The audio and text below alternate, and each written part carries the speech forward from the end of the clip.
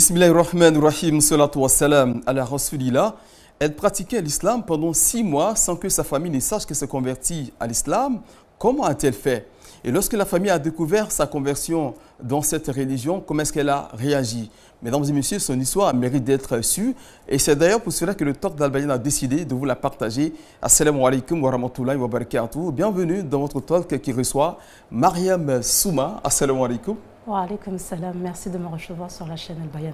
C'est un plaisir en tout cas et merci d'avoir accepté notre invitation. Merci. Alors je précise que vous vivez en France, vous êtes en Côte d'Ivoire pour un projet, on va en parler Inch'Allah. La question de la conversion, c'est une question très importante. 6 mois, prier à la maison sans que la famille ne sache que vous êtes converti à l'islam, c'est vraiment, il faut avoir, on va dire, beaucoup de techniques, beaucoup d'astuces pour échapper en tout cas à la vigilance de la famille. Et comment vous vous sentez une fois que vous êtes maintenant en Côte d'Ivoire? Alhamdulillah, je suis très contente d'être en Côte d'Ivoire. Ça fait, comme je l'ai dit, ça fait très longtemps que j'ai quitté la Côte d'Ivoire, quand j'avais l'âge de 5 ans. Et les aléas de la vie font que voilà, on vit en Europe là-bas. Et aujourd'hui, je reviens à l'âge de 38 ans. Donc c'est quelque chose de très beau que je suis en train de vivre parce que voilà, c'est mon pays, je suis née ici et j'étais vraiment très pressée de venir. Donc alhamdulillah, je suis contente d'être là. D'accord, on parlera de votre conversion, on parlera également de vos projets. Inch'Allah. Tout à l'heure, Inch'Allah. Massi Bari, salam alaikum. Wa alaikum salam wa rahmatullahi ta'ala wa barakatuh, Abdelhakim. Et comment ça va? Alhamdulillah, ça va très bien. Très heureuse de retrouver les téléspectateurs et d'être en compagnie de notre sœur Mariam, avec qui on espère on va passer un agréable moment, Inch'Allah. Oui, elle va partager avec nous son histoire. C'est un témoignage, en tout cas édifiant, sur sa conversion à l'islam. Effectivement. Jessica Koné, qui est également avec nous. Salam alaikum. Wa alaikum salam wa rahmatullah. Comment ça va? Alhamdulillah, je me porte super bien. En tout cas, avec ce plateau très coloré. J'aime bien. Hein. Et très féminin. Oui, très féminin, il faut le dire. Tu es en minorité. Oui, tu es en minorité aujourd'hui. Le docteur n'est pas là, donc... Mais nous sommes toujours dans le mois de la femme. Exactement. De la célébration des droits des femmes. Je crois oui. que c'est aussi... c'est un plaisir, en tout cas, d'être aussi bien entouré par de belles dames sur ce plateau, en tout cas. Ah, mais merci. c'est gentil, ça. Alors, Mariam Souma, ça va très bien? Alhamdulillah, ça va, ça va. J'ai un très bon accueil ici et puis je remercie tout le monde. Merci beaucoup. D'accord. Alors, Mariam Souma, avant d'être musulmane, quelle est la religion que vous pratiquez? J'étais chrétienne avant. J'étais chrétienne, j'étais dans une famille très chrétienne. Et j'étais même moi-même choriste dans une... oui, j'étais... Dans une église? Oui, j'étais dans une chorale et puis je chantais aussi avec les autres enfants autour de moi. Donc c'était... ça a été comme ça jusqu'à l'âge d'on va dire 15, 16, 17, 17 ans. Et puis vers 18-19 ans, il y a quelque chose qui a commencé à se passer en moi. Et c'est vrai que j'avais beaucoup d'amis autour de moi qui étaient musulmans. Et je me posais vraiment beaucoup de questions, notamment quand je les voyais pratiquer et quand je les fréquentais, souvent quand j'entendais certains mots par-ci par-là, Mohammed, Al-Qur'an, la prière, tout ça. Donc, tout est venu de là en fait. Et comment se manifeste justement ce petit déclic-là? Qu'est-ce qui se passe exactement? En fait, il faut dire qu'un jour, il y a 2 événements qui ont fait que mon cœur a commencé à battre pour l'islam. C'est-à-dire qu'un jour, je suis sortie de l'église et comme je l'ai dit, je suis passée à côté d'un monsieur qui était, on va dire, les gens pensent qu'en France, il n'y a pas de pauvreté, mais il y a aussi des mendiants en France aussi. Donc le monsieur était dans la rue, c'était un mendiant.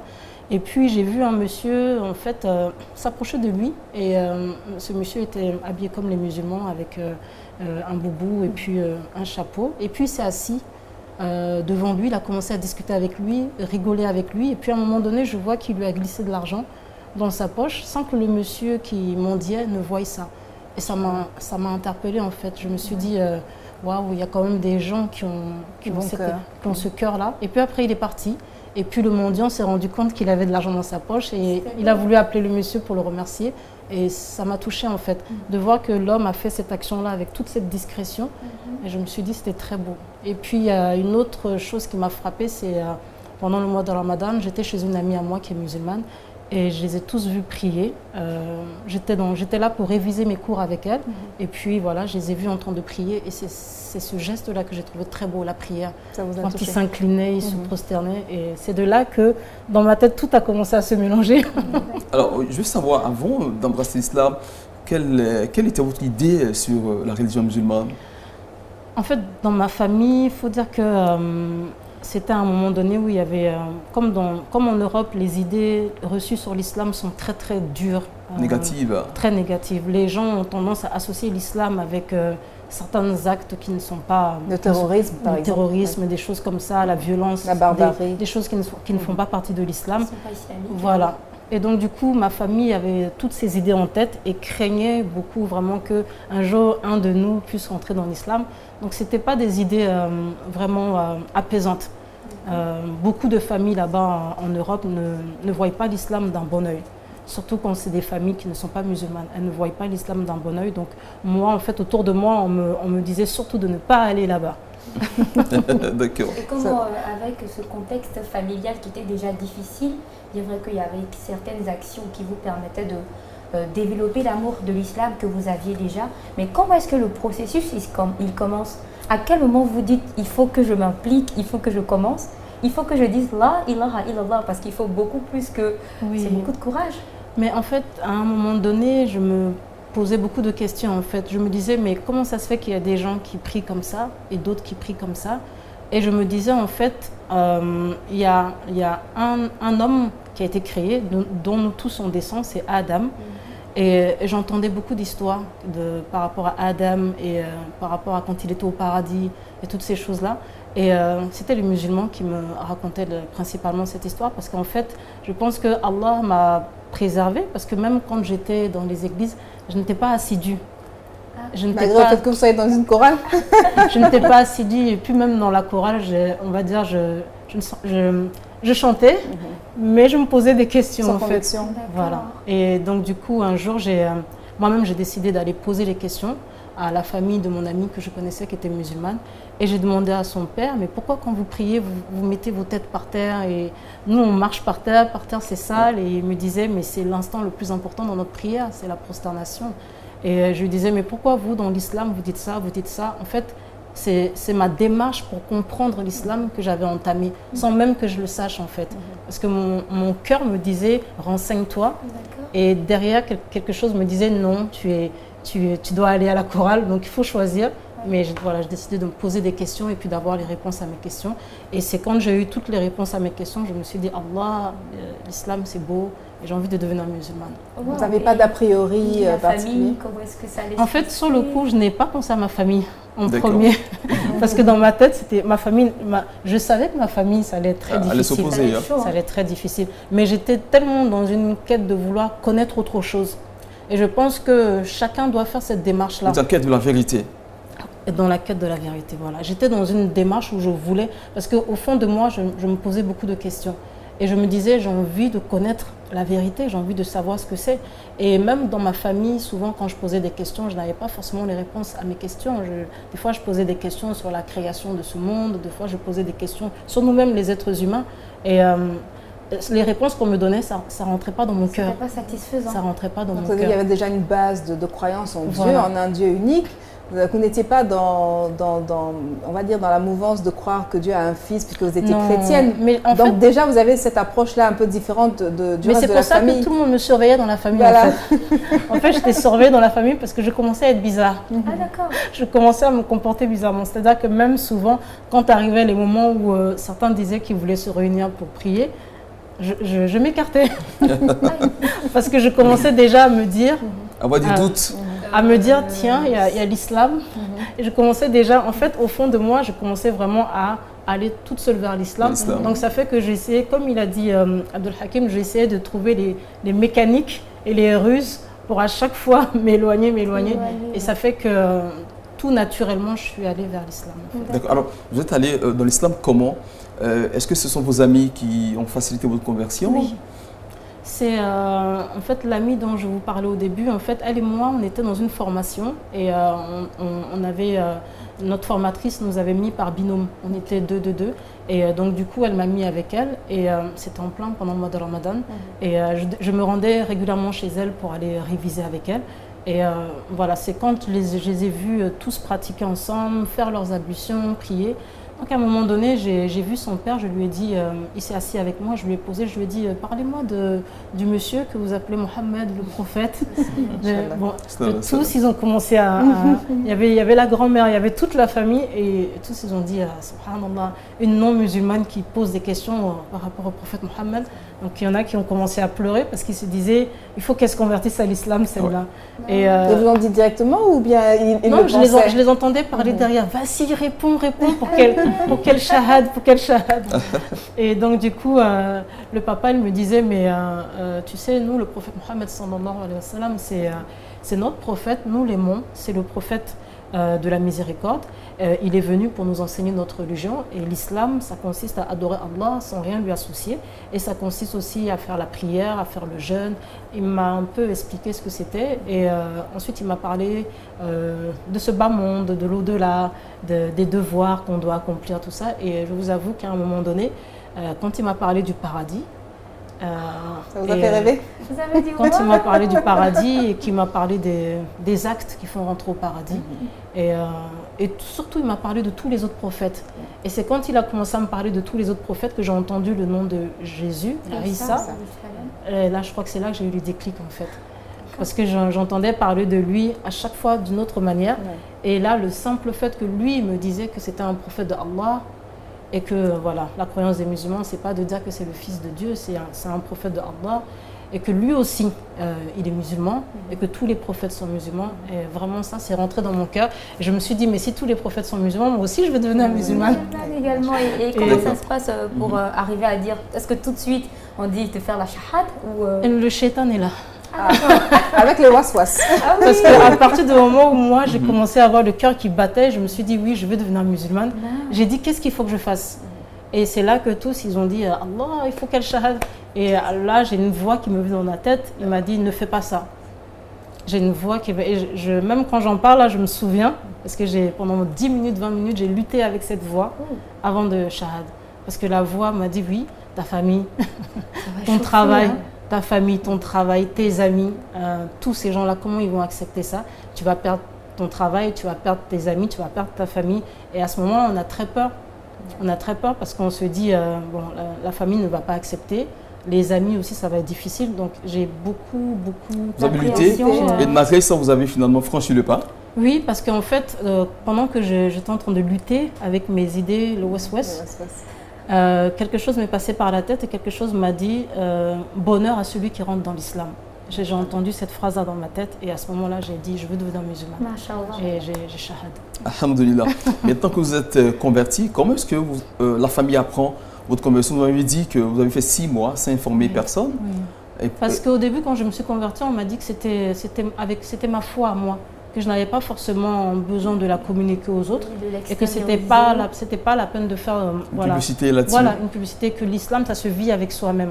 Donc quand je me suis convertie, je me suis dit bon, étant donné que moi je n'ai pas une famille musulmane, c'est pas la peine que j'aille me mettre devant eux pour leur dire j'ai embrassé l'islam aujourd'hui. Il fallait consulter d'abord votre foi. Il fallait déjà que moi-même je raffermisse ça. Et donc du coup je n'ai rien dit à qui que ce soit pendant 6-7 mois. Je n'ai rien dit à qui que ce soit. Et c'est pendant ce laps de temps-là que j'ai consacré du temps à aller apprendre. Il y avait une petite association à l'époque à Paris dans le 18e où il y avait des sœurs là-bas qui accueillaient les gens pour leur donner des cours sur la prière, la purification. Et donc du coup, chaque fois que je finissais mon travail, voilà, je me dépêchais d'aller là-bas, je m'asseyais avec les femmes et je prenais un bloc-notes. Et la dame, Hadja Halima, c'est elle qui donnait les cours, une Guinéenne. Et quand elle donnait les cours, je prenais des notes, je notais. Et puis dans la semaine, je révisais ce que j'avais noté. Et c'est comme ça qu'en même temps, j'ai commencé à me mettre à la pratique. Comment ça se passe en famille?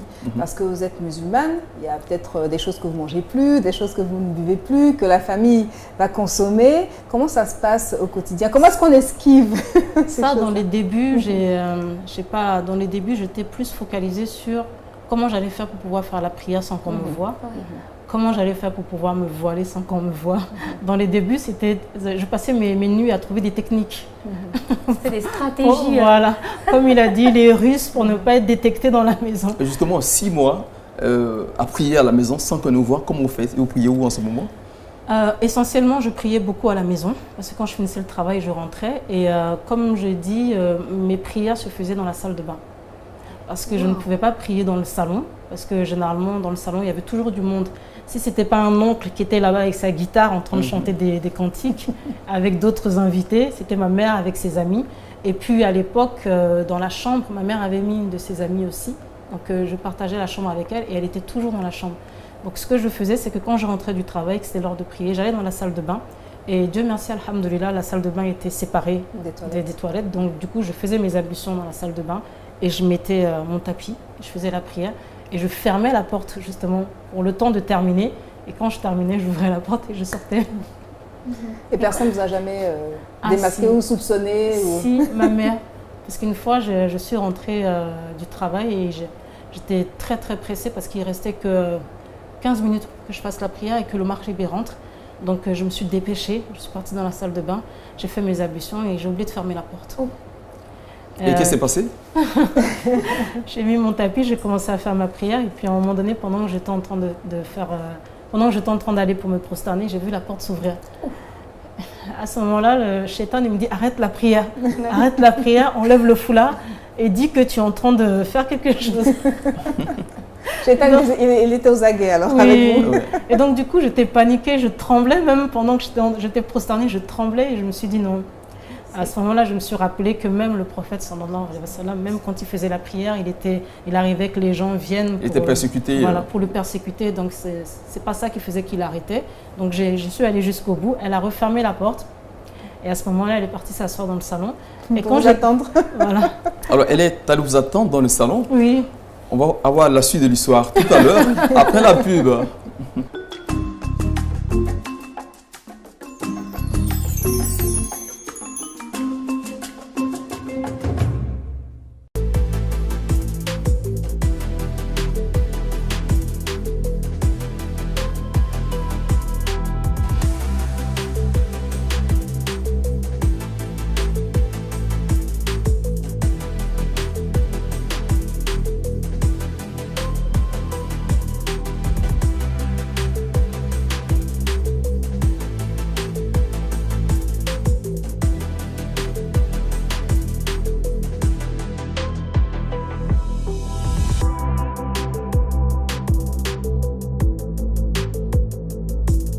Amoureux et amoureuses de cuisine, retrouvez très bientôt sur la télévision albayenne votre émission de cuisine Souman.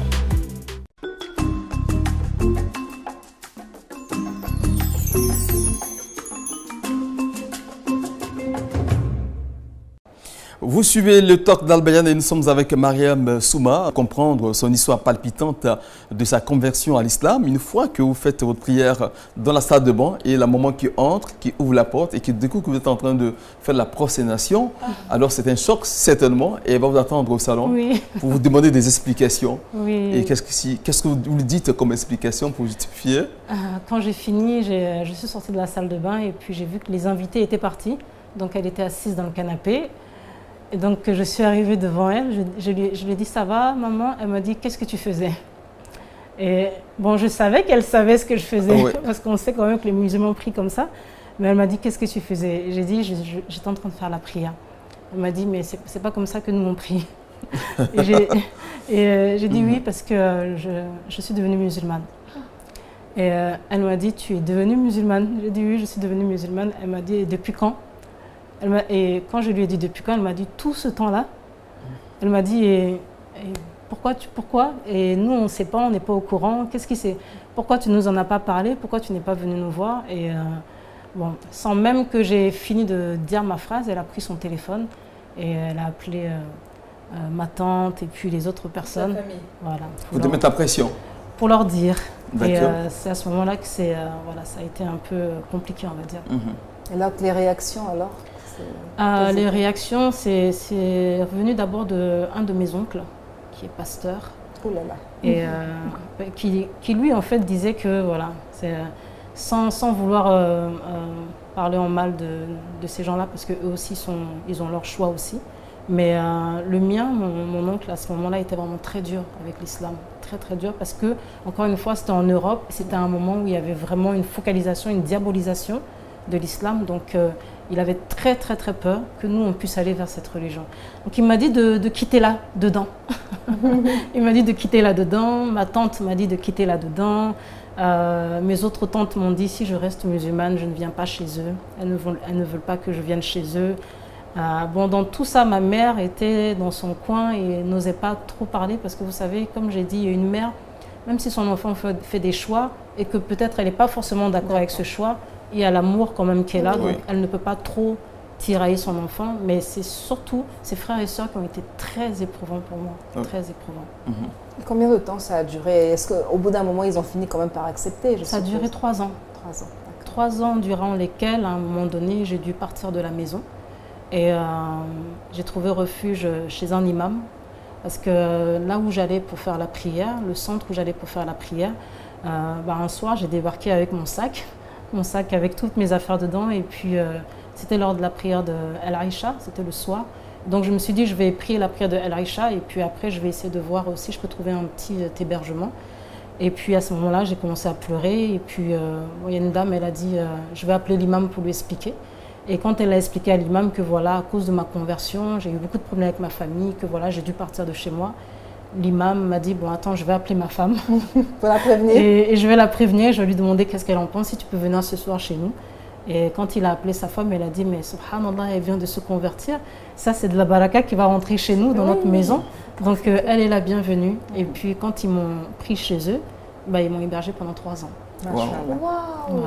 Alors, pendant ce temps, est-ce que vous avez toujours gardé le contact avec votre famille?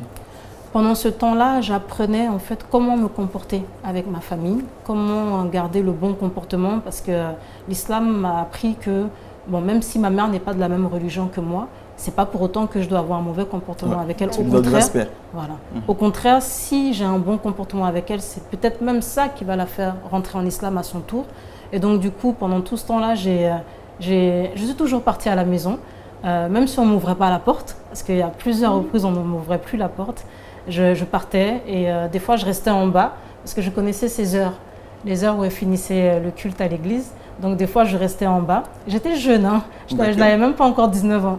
Et je restais en bas et quand elle arrivait, je la saluais et je disais bonjour maman, comment ça va? J'essayais de prendre les courses qu'elle avait pour monter avec elle. Et quand elle était avec mes tantes, c'était un peu plus difficile. Parce que mes tantes, voilà, c'est... supportais pas... Non, qu'est-ce que tu veux? Qu'est-ce que tu viens faire là? Et voilà, même des fois, je savais à quel jour elle allait au marché. Et j'allais la trouver dans le marché là-bas, dans le 18e. Ne serait-ce que pour l'aider avec ses courses. Et qu'est-ce qu'elle vous disait? Quels étaient vos rapports? Comment elle était avec vous? En fait, ça a beaucoup changé au début. Moi, j'ai toujours été proche de ma mère. Parce que vous savez, même une jeune fille, même quand tu as 20 ans, 30 ans, 40 ans, 50 ans, il y a toujours une relation particulière avec...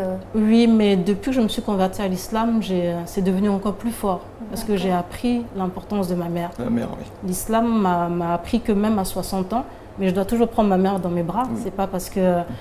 et même si elle est là, il y a des gestes de tendresse que je peux faire avec elle. Mais est-ce qu'elle a remarqué votre changement de comportement vis-à-vis d'elle? Mais au début, quand j'allais vers elle, il n'y avait plus ces gestes-là. Mais même moi-même, j'arrivais même plus à les faire. Parce qu'en face de moi, j'avais quelqu'un qui était... un peu froid. Voilà. Et puis, il y avait toujours des paroles pour me faire comprendre que... Voilà, la chorale, j'ai laissé la chorale, les gens m'attendent à la chorale. Il y avait des paroles pour me dire que les cantiques, comment on va faire maintenant. Donc c'était un peu des paroles qui me faisaient culpabiliser dans un sens. Et du coup, j'étais un peu réticente, mais à un moment donné, tout ça, ça s'est régularisé parce qu'au bout de 2 ou 3 ans, en fait, un jour comme ça, je suis partie la trouver à la maison. Et j'attendais devant la porte parce qu'elle n'était pas encore arrivée. Et puis quand elle est arrivée, elle m'a vue devant la porte. Et je me suis dit, bon, moi maintenant je suis musulmane, donc il faut que je fasse les choses pour lui faire plaisir. Et je savais ce qu'elle aimait bien. Et les fruits qu'elle aimait bien, je suis partie en acheter. Et j'ai mis ça devant la porte et j'attendais. Et quand elle est arrivée, elle a commencé à pleurer quand elle m'a vue. Et elle m'a dit, donc tous les jours tu vas faire ça. Tu vas venir, tu vas t'asseoir là, tu vas m'attendre là. J'ai dit, maman, je vais faire ça tous les jours, même jusqu'à ce que je meure, parce que c'est ce que l'islam m'a appris, que je dois bien me comporter avec toi. Elle m'a dit donc, Avant, quand tu n'étais pas musulmane, tu me manquais de respect. Hein. Elle m'a dit, tu me manquais de respect avant quand tu n'étais pas positif. Elle m'a dit, là, j'ai du mal à croire que tu restes dans des escaliers, tu attends, alors qu'avant, je devais te crier dessus pour que tu viennes. Et c'est là qu'elle m'a dit cette phrase qui m'a fait pleurer. Elle m'a dit, l'islam t'a amélioré. L'islam a fait que tu te comportes bien avec moi. Et elle a commencé à pleurer. Elle m'a dit, je te demande pardon pour le fait que je t'ai ignoré, je t'ai laissé. Tu es ma fille, je ne peux jamais te laisser. Mais je veux que tu restes dans l'islam. Elle m'a dit ça. Elle m'a dit, je veux que tu restes dans l'islam parce que depuis que tu es musulmane, là, tu t'occupes tellement bien de moi que je suis même étonnée même. Après, elle m'a dit, viens, on rentre. Elle a ouvert la porte et puis on est rentré. C'est émouvant ça. Oui. Alors, il y a une étape très importante aussi après votre conversion. Vous partez en Égypte pour une formation. Oui. Et pourquoi le choix de l'Égypte? Quand je me suis convertie, il y a un moment donné où je me suis dit qu'il fallait quand même que je sois imprégnée de l'islam. Parce que la France, ce n'est pas un pays musulman. Ouais. Et il y a beaucoup de haram en France. Oh oui, effectivement. Beaucoup d'interdits. Et donc, du coup, voilà, même si on est converti, on doit lutter avec le travail, avec les amis, la famille et puis tout ce qui est autour. Donc, à un moment donné, c'était trop dans ma tête. Je me suis dit, à un moment donné, il faut faire un choix. Donc, je n'ai pas réfléchi. J'ai donné ma démission dans mon travail. Je me suis dit, c'est vrai qu'aujourd'hui, je gagne de l'argent, mais ce n'est pas ça qui va me sauver. Oui. Donc, j'ai donné ma démission et le peu d'argent que j'avais, j'ai pris ça, j'ai pris un billet d'avion. Je me suis dit, si je préviens les gens que je vais pour découvrir l'islam, on ne va pas me laisser partir. Donc, je n'ai prévenu personne. Je ne connaissais pas l'Égypte. Je ne parlais pas un seul mot de la langue arabe, mais je me suis dit, toutes mes amies me parlaient de l'Égypte parce que là-bas, il y a une grande université. Il y avait beaucoup d'étudiants qui convergeaient là-bas. Et puis, c'est aussi une terre d'islam, l'Égypte. Donc, j'ai fait ce choix-là. Et avant que je me convertisse, j'avais beaucoup d'amis à moi qui étaient partis en Égypte pour aller visiter les pyramides. Et elles m'en avaient tellement parlé que dans ma tête, c'était l'Égypte. Et quand je suis partie, je suis arrivée là-bas, ça a été une autre aventure. Oui, et comment ça se passe là-bas quand vous arrivez, vous vous installez, déjà, vous ne connaissez personne, vous ne parlez pas l'arabe? En fait, quand je suis arrivée là-bas, c'était vraiment pour du tourisme. Je me suis dit que je vais venir, je vais regarder, je vais voir les musulmans autour de moi, je vais essayer d'aller dans les mosquées pour visiter les mosquées. Donc, j'ai juste pris un séjour de 2 semaines, 2 semaines et demie. Et au bout de ces 2 semaines et demie, je me suis dit, je ne peux pas rentrer. Et puis même là, quand j'ai pris les 2 semaines et demie, je n'avais plus d'argent pour payer la chambre d'hôtel, je n'avais plus d'argent pour rester en Égypte. Et c'est là que je pense que c'est la baraka de l'islam. Parce qu'après tout ce qui m'est arrivé, même moi-même au jour d'aujourd'hui, je n'arrive même pas à l'expliquer. Je n'avais pas d'argent, je n'avais rien. Et je suis partie dans la mosquée de Al-Azhar.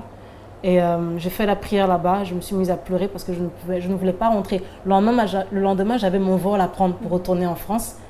Et je me suis dit, Ya Allah, je suis venue ici pour découvrir l'islam. Je suis venue ici pour apprendre. Et je dois partir demain. Et une dame est venue me voir, elle m'a dit « Mais pourquoi vous pleurez ?» J'ai dit « Parce que je me suis convertie, je suis venue apprendre l'islam et malheureusement, je dois repartir. » Et à ce moment-là, elle m'a dit « Bon, venez ici demain, je vais vous aider. » Et le lendemain, quand elle est arrivée, elle m'a emmenée un peu plus loin, après la mosquée de Al-Azhar, dans le grand fief du Cheikh Al-Azhar. C'était inespéré, inattendu. C'était inespéré. Moi-même, je ne le connaissais même pas. Oui. Je suis arrivée là-bas et puis... je pense que c'est la baraka de l'islam parce que tout le monde autour disait oui, elle s'est convertie, elle veut apprendre, elle veut apprendre.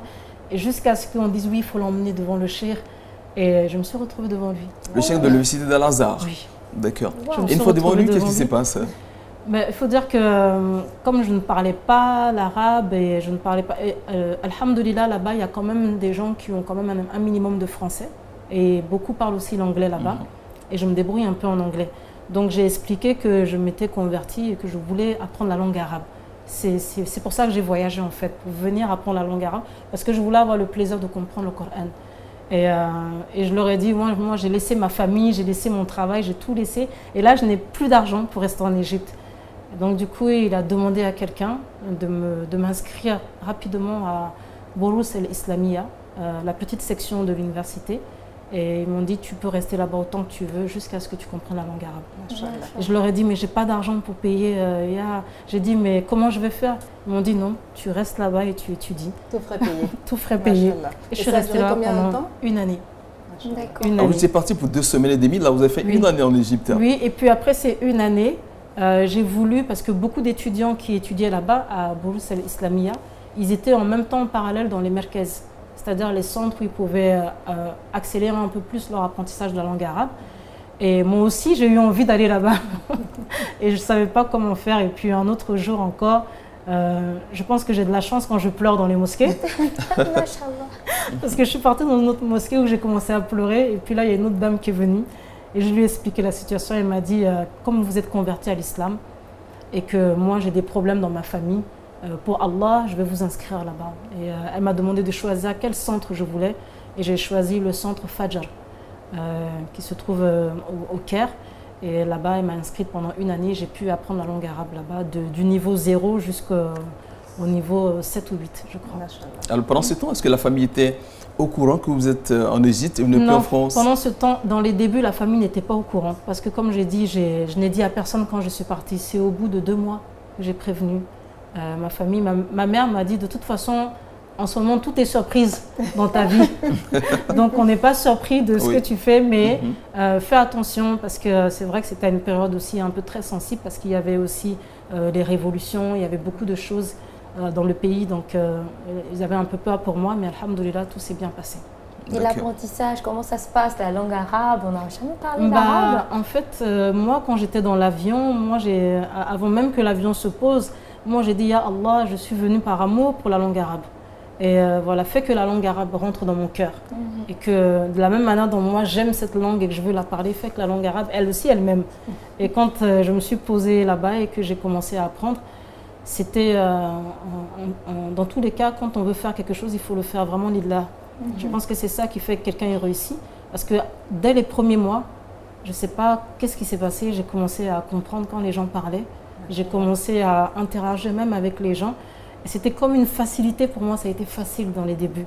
Et j'étais heureuse de pouvoir dire à quelqu'un « Assalamu alaikum, bikam hada min fadlik ayna hada makan ?» Mais je commençais et puis les gens ils m'ont regardé comme ça, ils me disaient « Anti misriya ?» Je dis « Non, je ne suis pas égyptienne. » Et je parlais petit à petit et c'était vraiment une bénédiction. C'était vraiment en immersion et en islam et en arabe. Oui, voilà. Et puis il n'y avait pas de français autour. Voilà. Il n'y a pas de haram. Il n'y avait pas d'anglais autour. Et puis surtout, il n'y avait pas de haram. Dans toute une ville, tu pouvais voir 100% des femmes voilées. Et je pense que ça contribue aussi à avoir de la baraka aussi. Quand on est dans un endroit où il y a très peu de haram, ça nous motive même pour pouvoir bien pratiquer. Ça facilite les différentes adorations et la relation vous êtes avec Allah. bilingue, parlez couramment l'arabe. C'est la raison pour laquelle je suis contente d'être en Côte d'Ivoire. Parce que, comme je l'ai dit, quand on apprend, ce qui est important, c'est de réviser. Parce que la science, même quand on apprend l'islam, quand on apprend le Coran, on nous dit toujours de réviser. Parce que c'est la révision qui fait que ça reste. Mais malheureusement, quand on repart après en France, quand on est confronté au travail, aux réalités, toutes ces choses-là, ça fait qu'on perd beaucoup le temps pour réviser toutes ces choses. Et donc, du coup, j'ai perdu beaucoup de notions à cause de ça. Mais alhamdoulilah, je vais rattraper tout ça. Oui, c'est sûr, ici, vous allez rattraper parce qu'il y a beaucoup de personnes qui parlent arabe. Voilà. Massine, ici, c'est l'anglais, elle parle bien l'anglais. Ma mère, elle est... Est-ce que vous pouvez ajouter l'arabe dessus, un peu Non, l'arabe, peut-être un petit peu de tunisien, mais vraiment un petit peu, parce que c'est un peu différent. Choya, ça, c'est pas la langue arabe. C'est ce que je dis, le tunisien, voilà. Un peu. Toi, tu dis Kalilan. Est-ce qu'on va s'en sortir, nous? Ah ouais. On va s'en sortir. Mais en même temps, est-ce que vous avez aussi gardé des relations avec des amis en Égypte? Oui, ça fait longtemps que vous avez quitté l'Égypte, c'est cela? Ça fait longtemps, mais il faut dire qu'il y a vraiment des belles anecdotes qui me sont arrivées là-bas et qui ont fait que, même moi-même au niveau de mon islam, je me suis accrochée à l'islam. Parce que dans les premiers mois de ma conversion, j'avais beaucoup de gens qui venaient me demander des prières. Beaucoup de gens. Bon, après, on me l'a expliqué. On m'a expliqué que quand tu te convertis, c'est vrai que tu es dans un moment où toutes les prières que tu fais, c'est exaucé. Voilà. Toutes les prières que tu fais, c'est exaucé. Donc moi-même, je ne comprenais pas tous ces gens et je l'ai senti un jour où je suis partie dans une mosquée pour prier. Et j'ai vu une dame qui était assise et qui pleurait. Et je venais juste de faire mes ablutions. Je suis partie la voir pour la calmer. Et puis elle m'a dit oui. À ce moment-là, je comprenais un peu la langue arabe. Elle m'a dit son fils est très malade, il a des problèmes de respiration. Et moi, je lui ai dit, comme tout le monde me disait, t'es converti, fais des prières. Moi, je lui ai dit, je me suis convertie. Elle m'a dit, oui, fais-moi des prières. Et je lui ai demandé comment s'appelait son fils. Elle m'a dit, il s'appelle Ahmed. Et du coup, j'ai dit, bon, là, je vais faire la prière de Al-Asr. Et dans ma prière, je vais faire des doigts pour Ahmed pour qu'il se rétablisse. Et j'ai fait des prières pour son fils. Et ça m'a fait sourire parce qu'en fait, après, je suis partie. Et c'est 3 mois après que je suis revenue dans cette mosquée pour refaire la prière. Et la dame qui surveille la mosquée, elle m'a dit, mais Aina Kunti, elle m'a dit, où est-ce que tu étais? La dame te cherchait partout, son fils a guéri, son fils est sorti de l'hôpital, elle est venue tous les jours dans la mosquée pour te chercher. Et elle ne savait pas où tu étais. J'ai dit, Masha'Allah. Elle m'a dit, oui, moi maintenant j'ai des problèmes. Tu as fait des prières pour elle aussi. Oui. Donc tu t'es sollicité par beaucoup de personnes. Par beaucoup de personnes. Il y avait même un monsieur, il était candidat aux élections présidentielles. En Égypte. En Égypte. Et il me disait, oui, Mariam Dora, je veux devenir président ici. Je dis, mais je ne sais pas, parce qu'entre-temps, il y a beaucoup de choses qui sont passées. Il me dit, non, tu es toujours dans cette ambiance-là. Alhamdulillah, il est arrivé deuxième. Il a perdu, mais il est arrivé deuxième. C'est pas loin. J'ai une question. Pourquoi le prénom Mariam? J'ai choisi Mariam parce qu'en fait, quand j'ai commencé à me questionner sur l'islam, on m'a dit que c'était le nom de la mère de Aïssa. Et comme du fait je venais auparavant j'étais chrétienne et que j'entendais beaucoup parler de Marie et que quand même c'était une femme pieuse dont l'histoire était magnifique. Donc je me suis dit là, dans l'islam, je veux savoir comment elle s'appelle. Parce qu'elle existe aussi dans l'islam. C'est la mère de Aïssa. Il y a une sourate qui lui est dédiée. Voilà, il y a même une sourate Mariam. Et donc du coup, je me suis dit, voilà, c'est ce prénom-là que je vais choisir. Parce que symboliquement, c'est très fort, c'est la meilleure de toutes les femmes. Et je pense que même nous-mêmes, les femmes, nos modèles à nous ne doivent pas être les modèles occidentaux. Et tout ce qu'on voit, mais nos modèles doivent être cette femme-là. Parce que les femmes qui sont citées dans le Coran. Les femmes qui sont citées dans le Coran, à part Mariam, il y a d'autres femmes aussi. Les épouses prophètes. Voilà. Et c'est sur ces femmes-là qu'on doit s'inspirer, même si on doit travailler tous les jours pour être des bonnes musulmanes. Je pense que quand on s'inspire de ces femmes-là, on a beaucoup de chances d'y arriver. Il faudrait qu'on apprenne leur histoire aussi, surtout aux petites filles. Voilà, oui, les histoires de Mariam, de Assia, de Khadija, de Aïcha, toutes ces femmes-là. Mais Mariam, je l'ai choisie parce que c'est la meilleure de toutes. En vrai, c'est un bon choix. Alors, une fois maintenant de retour en France, qu'est-ce qui se passe avec la famille? Est-ce que vous retournez en famille ou non? Une fois que je reviens, tout le monde me dit que j'ai complètement changé. Je pense que peut-être que c'était la lumière de l'islam. Parce qu'à un moment donné, quand on... C'est ce que je dis aussi à ceux qui sont nés dans l'islam. Je dis à ceux qui sont nés dans l'islam que nous, quand on découvre l'islam, en fait, c'est comme si on a découvert un grand trésor. Parce que c'est un grand trésor, l'islam. Donc, on protège ça et on a peur de perdre ça. Donc, quand je reviens, en fait, j'ai peur de perdre ça. Parce que je reviens dans un pays où je vais avoir beaucoup de tentations. Il y a d'autres réalités. Voilà. Et je reviens dans un pays où il y a des réalités qui se mettent en face de moi. Il faut que j'apprenne à vivre avec ma famille. Mes amis, pour la plupart qui m'ont abandonné, d'ailleurs mes 3 meilleures amies qui m'ont dit clairement que depuis que je me suis convertie à l'islam, elles ne peuvent plus faire certaines choses haram qu'elles faisaient et donc du coup elles ne veulent pas me fréquenter. Est-ce que c'était musulmane?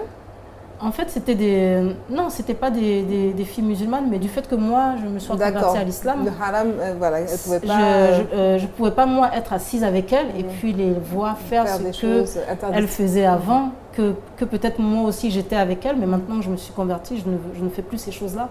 Donc du coup, il y en a qui m'ont dit clairement que voilà, elles ne veulent pas être à côté peut-être de moi parce que je vais me voiler et qu'elles ne veulent pas être à côté de moi parce qu'elles vont continuer à boire ou à faire des choses qu'elles faisaient avant. Donc, moi, je leur ai dit, moi, je ne peux pas vous forcer à être avec moi, mais dans tous les cas, si vous ne voulez pas rester avec moi, parce que vous voulez faire des choses qui ne sont pas permises dans ma religion. Compatibles avec ta foi? Moi, je ne perds rien, parce qu'au contraire, c'est moi qui gagne dedans. Et pour la famille, ça a été la même chose aussi. Quand je suis rentrée, je leur ai fait comprendre que voilà, à partir d'aujourd'hui, moi, je ne mange plus ça, je ne fais plus ça. C'est mieux que l'alcool ne rentre plus à la maison. Mais j'ai quand même fait des doigts avant d'arriver pour que ça soit facile. Parce qu'il faut aussi que la famille accepte. L'islam, ce n'est pas une tyrannie, on ne force pas les gens et puis on dicte pas aux gens. On explique aux gens tranquillement, voilà le choix que j'ai fait. Maintenant, j'aimerais que vous me facilitiez par rapport au choix que j'ai fait. Et alhamdoulilah, c'est passé. Et au niveau de mes tantes, qui ne voulaient pas entendre parler de moi, je me suis dit, bon, maintenant je me suis convertie, maintenant j'ai eu le temps d'apprendre, il faut que moi-même je puisse rassembler tous ces gens-là. Parce que beaucoup ne me parlaient pas, toutes ces choses-là. Et alhamdoulilah, c'est l'islam qui m'a donné la force d'aller vers les gens et de leur expliquer que c'est mon choix, je vais le rester jusqu'à la mort. Je ne suis pas prête à l'abandonner. Ce n'est pas un jeu, je n'ai pas choisi de me convertir pour jouer. C'est parce que j'aime l'islam et c'est parce que je suis convaincue que l'islam c'est la vérité. Et vous devez accepter le choix que j'ai fait. Et ce n'est pas parce que moi je me suis convertie à l'islam que ça veut dire que vous qui êtes chrétien, mais moi, je ne vous porte. Enfin, je n'ai... Il reste votre famille. Voilà, vous êtes ma famille. Ma mère, c'est la personne la plus importante pour moi dans ce monde. C'est la personne que j'aime le plus dans ce monde. C'est pas parce qu'elle est chrétienne que mon comportement va changer avec elle. Jamais de la vie. Et mes tantes aussi, c'est pareil. Et c'est quand je leur ai dit ça, qu'en fait, voilà, je pense que beaucoup se sont mis à genoux pour me demander pardon. C'était plus de la peur, en fait. La communication n'était pas établie, en même temps, n'avait pas d'informations. C'était de la peur parce qu'ils pensaient que... parce que comme je vous ai dit, les idées reçues là-bas en Europe par rapport à l'islam sont très violentes. Oui. C'est-à-dire que les gens pensent que comme certains sont chrétiens, et que nous, quand on se convertit à l'islam, on va commencer à leur dire, oui, voilà, je romps les liens avec toi, je ne viens plus vous parler parce que vous êtes chrétien. Mais l'islam, c'est pas ça. Oui. Au contraire, l'islam, c'est de dire que même si l'autre qui est en face de toi n'est pas de la même religion que toi, mais tu peux vivre avec lui. Tu es censé respecter ses croyances également. En fait, tu peux vivre avec lui, mais au niveau des croyances, il faut faire attention. Parce que nous, on n'a pas la même croyance que eux. Ça, donc, du coup, au niveau des croyances, on ne va pas dire qu'on va se mettre à faire nos prières avec eux. On ne prie pas de la même manière. Exactement. Voilà. Mais on doit aussi vivre avec eux, avoir le bon comportement avec eux. C'est ça qui est le plus important. Surtout parler des choses qui rassemblent, puisque même chez les chrétiens, on a les mêmes prophètes, le prophète Abraham, on a Noé. Il y a des choses sur lesquelles on se rassemble. Sur lesquelles on peut être rassemblés. C'est pour ça que dans cette démarche, quand nous, on se convertit, c'est toujours garder le bon comportement avec les autres. Et d'ailleurs, même l'islam, même dans le Coran, on nous apprend ça, que même important. Quand on a des parents, on doit quand même toujours garder le bon comportement avec eux, aller vers eux, leur expliquer. Maintenir les liens de parenté. Voilà. Donc, et vous avez réussi cela, et finalement vos tantes et vos oncles, j'ai rassemblé tout le monde. D'accord, c'était bien. J'ai réussi à rassembler tout le monde, et j'ai réussi, il y a même une anecdote que je veux vous raconter. Un jour, il y avait... Si vous permettez cette anecdote, juste après la seconde pause de cet cas.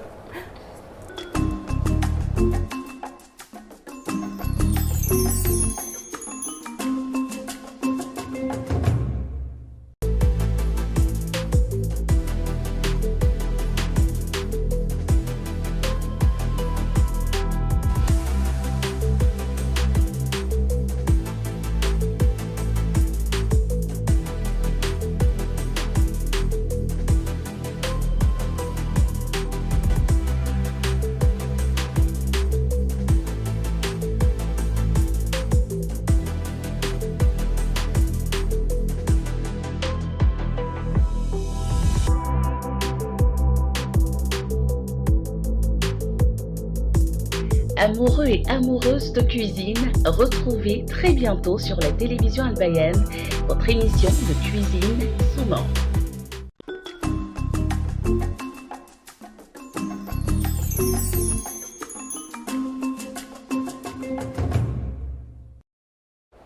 Merci de suivre le Tort d'Albayan. Nous sommes toujours en compagnie de Mariam Souman, notre invitée, pour parler de l'histoire de sa conversion. Alors avant la pause, c'était donc une anecdote que vous allez nous raconter maintenant. Oui, c'était l'anecdote, elle était par rapport à toute ma famille. Parce que quand je suis revenue d'Égypte, en fait, c'était comme si j'étais en mission de réunir toute ma famille et de leur prouver qu'en fait, l'islam, c'est une religion qui rassemble. C'est une religion de paix et c'est une religion qui rassemble. Et donc du coup, un jour, il y avait un dîner, un repas familial et tout le monde était là. Toutes les tantes, tous les oncles, les cousins, les neveux, tout le monde. Et j'ai été la dernière arrivée. Et quand je suis rentrée voilée. Et tout le monde m'a regardée et je me suis assise et je leur ai demandé qu'ils m'accordent quelques minutes pour que je puisse leur expliquer. Et je leur ai dit, voilà, le fait que moi je me sois convertie à l'islam, ça ne veut pas dire qu'eux, ils deviennent mes ennemis. Et je leur ai dit, parce que l'islam même demande que tu retiennes les liens familiaux, que les liens familiaux sont vraiment très importants, de ne pas les rompre. Et que même si les gens qui sont dans ta famille ne sont pas de la même religion que toi, il faut continuer à observer le bon comportement et continuer à vivre avec eux. Et donc je leur ai dit que je n'avais pas changé. J'avais juste une autre religion, j'avais juste une autre pratique religieuse, mais que je les aime, et ce sont mes oncles, ce sont mes tantes, et que jamais dans la vie je vais me couper d'eux. Et que je suis toujours là, et qu'ils peuvent compter sur moi, et qu'au contraire nous devons être tous unis dans cette famille, pour ne pas justement que des choses viennent nous diviser les uns les autres. Et une fois que j'ai fini de dire ça, j'ai vu tout le monde venir se mettre autour de moi. Wow. Mes tantes m'ont dit, c'est ça qu'on voulait entendre. Et on sait que tu n'as pas changé, tu es toujours notre petite nièce, mais ça nous rassure que tu parles comme ça. Et donc du coup, nous nous sommes pris dans les bras et je me suis dit, ça m'a donné beaucoup de courage et beaucoup de force pour pouvoir plus tard mettre en place mon association et faire les projets de paix. D'accord. Alors justement, on parle de cette association COPAF, Combat pour la paix en Afrique. Oui, tout à fait. Alors, quels sont les objectifs de cette association? Cette association, en fait, je l'ai mis en place parce que, comme vous le savez, j'ai beaucoup vécu en France. Malheureusement, je n'ai pas vécu en Côte d'Ivoire. Et quand j'étais en France, j'ai assisté, on va dire, impuissante à toutes les crises qu'il y a eu en Côte d'Ivoire. Et je me suis dit qu'à un moment donné, chacun de nous doit aussi poser les actes en faveur de la paix. Et j'ai voulu apporter ma petite contribution pour parler de paix et de vivre ensemble en Côte d'Ivoire. Donc cette association, elle a pour but de promouvoir la paix et les actions de sensibilisation au bon vivre ensemble.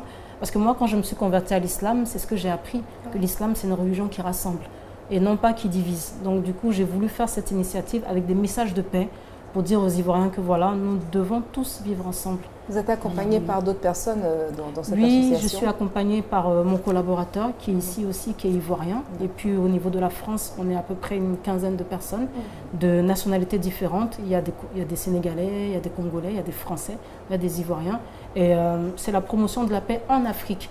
Mais notre première initiative a été pour la Côte d'Ivoire parce que comme je suis née en Côte d'Ivoire, on s'est tous mis d'accord pour faire une initiative avec des messages de paix et puis plus tard transférer ça dans d'autres pays aussi. Et concrètement, sur le terrain, vous avez parlé de messages de paix, mais est-ce que vous faites des actions concrètes? Oui, c'est la raison pour laquelle on est ici pour la promotion de cette initiative.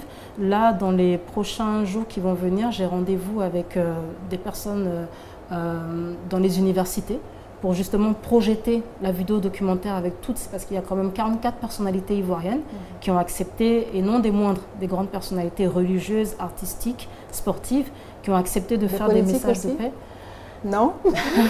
Dans un premier temps, ici en Côte d'Ivoire. Dans un premier temps, on a décidé de se concentrer sur vraiment les gens de la société civile, c'est-à-dire de se concentrer sur les entrepreneurs, les artistes, les sportifs, les religieux. Voilà, les religieux. Et vraiment pour que ça puisse toucher l'ensemble des personnes. Et cette vidéo documentaire, en fait, on va aller la projeter dans les lycées, dans les universités. Et en fait, on va interagir avec tous ces étudiants pour justement sensibiliser au bon vivre ensemble. Vous ciblez donc les jeunes alors, parce que j'entends lycée, ça se fera aussi dans les entreprises aussi. On a l'intention aussi d'aller la projeter aussi dans les entreprises et même pourquoi pas aussi dans les CHU avec différentes... En fait, on veut essayer de toucher toute la couche sensibilisation et pour dire que voilà, ces messages de paix, ça reflète aussi ce que concrètement les Ivoiriens veulent. Parce que tous les Ivoiriens veulent vivre en paix en Côte d'Ivoire, veulent vivre aussi avec tous leurs frères et sœurs ici dans ce pays. Et voilà, c'est vraiment une sensibilisation qu'on va faire. Oui, et quand on parle vraiment de l'Afrique, c'est-à-dire la cohésion sociale, la paix en Afrique, comment ça se fait l'organisation? Parce que dans un premier temps, j'entends Sénégalais, tout ça. Comment est-ce que tu as l'idée? Comment tu fais pour étendre cette idéologie-là? Mais à la base, en fait, ce projet-là, c'était un projet que je voulais faire avec presque tous les pays de la sous-région. Parce que malheureusement, comme vous le savez, ici en Afrique, on a presque tous les mêmes problèmes, le manque de paix. Et ce n'est pas simplement en Côte d'Ivoire. Le Sénégal rencontre le même problème, le Mali aussi, le Burkina. Donc c'est un problème qui concerne toute la sous-région. Quand on parle de paix et de réconciliation, ce n'est pas simplement la Côte d'Ivoire. Donc ce message-là, il a intéressé mes frères et sœurs maliens qui sont dans l'association. Et il a intéressé mes frères et sœurs sénégalais qui sont dans l'association. Parce qu'ils ont dit au final, Mariam, ce message que tu prônes pour la Côte d'Ivoire, chez nous aussi on a besoin de réconciliation et de paix. Donc à ce moment-là, on va faire une première démarche pour la Côte d'Ivoire. Et puis par la suite aussi, on pourra intégrer ça aux autres pays. Mais à la base, j'avais contacté des artistes de la sous-région parce que je voulais le message vraiment africain. Donc du coup, on avait contacté l'artiste Flobi du Burkina pour lui demander s'il voulait faire un message de paix et on avait contacté M. Salif Keïta. C'est un artiste engagé par contre, Flobi, lui, il n'est pas neutre, il est très engagé.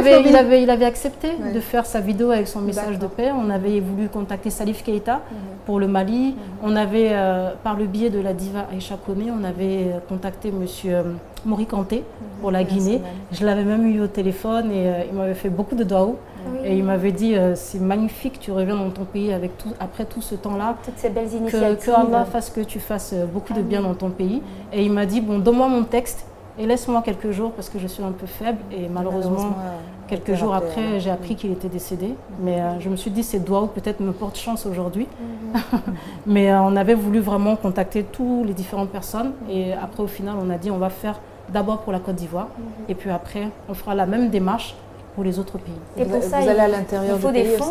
Oui. Comment est-ce que vous vous organisez? Est-ce qu'il y a des collectes? Comment est-ce que ça marche? Est-ce que vous faites un appel au don, par exemple? Voilà. Profitez de l'antenne. En fait, il faut savoir que moi, mon association est une association bénévole.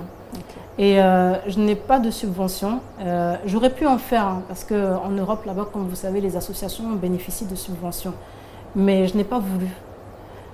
Et je pense que c'est... Bon, il y en a qui me félicitent pour ça. Il y en a qui me disent, mais pourquoi? Mais je pense que c'est une démarche à moi parce que j'aimerais montrer un exemple aussi à la jeunesse ivoirienne. Parce que c'est pas dans tout qu'il faut demander de l'argent. Il faut aussi essayer de s'en sortir par soi-même. Et dans la vie, même si on n'a pas beaucoup de moyens, le simple fait d'être sincère dans ce qu'on fait, Allah fait que des fois, ce que tu fais, ça réussit.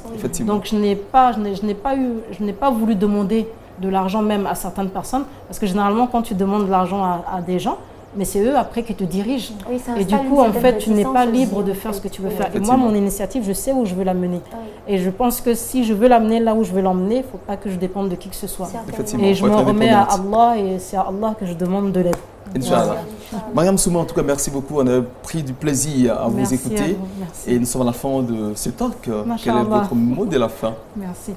Mon mot pour la fin, c'est de dire en 2 points, déjà à tous ceux qui se sont convertis à l'islam, ici en Côte d'Ivoire, de rester sur cette religion, parce que c'est la religion de vérité, et à ceux qui voudraient se convertir, d'y aller en courant, parce que c'est aussi un choix très bien, parce que c'est une religion de paix, et c'est la seule religion qui est acceptée. Et je voudrais dire au niveau de la paix en Côte d'Ivoire que, voilà, dans tous les pays, quand il y a des guerres, il faut aussi penser à la reconstruction. Et je pense qu'on doit aller maintenant vers la phase de reconstruire le vivre ensemble, reconstruire la cohésion sociale et surtout se mettre ensemble parce que ce n'est pas individuellement qu'on réussira à faire ça. Quand on veut reconstruire un pays, c'est quand on est tous ensemble qu'on parvient à le faire. Donc j'appelle vraiment à l'union de tous les Ivoiriens pour pouvoir reconstruire le vivre ensemble et la solidarité en Côte d'Ivoire. Voilà. Merci, en tout cas, je vous souhaite plein succès pour votre mission, combat pour la paix en Afrique. Merci Mariam Souma. Voilà, merci Barry, merci en tout cas d'avoir préparé cette émission. Émission magnifique, émouvante, très intéressante, machallah. Oui. Beaucoup de temps fort, beaucoup d'émotions, n'est-ce pas, Jessica Koné? Bien évidemment, ça a été une très belle émission. Merci infiniment à Mariam Souma. Et puis, on espère que nos téléspectateurs vont adorer. C'est sûr, Inch'Allah. Merci, chers téléspectateurs, de nous avoir suivis. Et surtout à demain pour un autre talk. D'ici là, assalamu alaikum wa rahmatullahi wa barakatuh.